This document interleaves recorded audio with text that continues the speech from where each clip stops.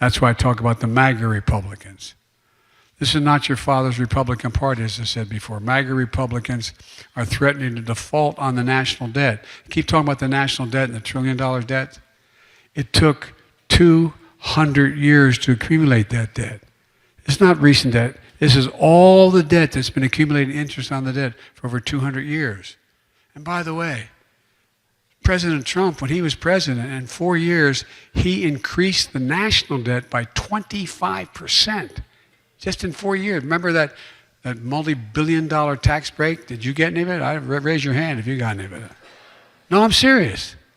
So folks, 200 years to accumulate, and was added to that administration, 25% did it by themselves.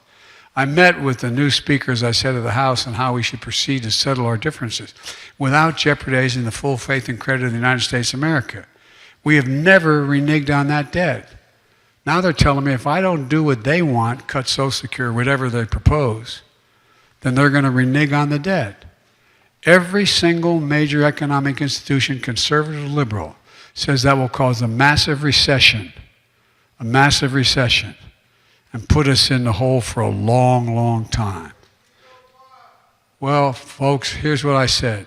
Instead of making threats about default, which would be catastrophic, let's take that off the table.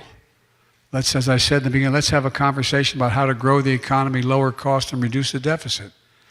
I just laid out the bulk of my budget. Republicans in Congress should do the same thing.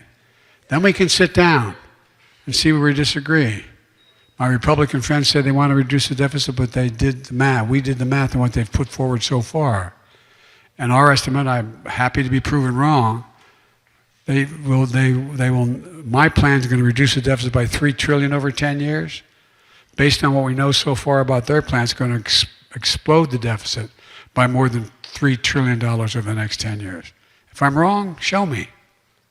I want to cut taxes. They want to cut tax for the wealthy and large corporations.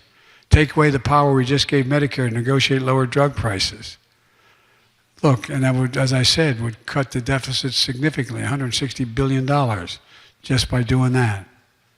And if they say they want to cut the deficit, but their plans would explode the deficit, how are they going to make the math work?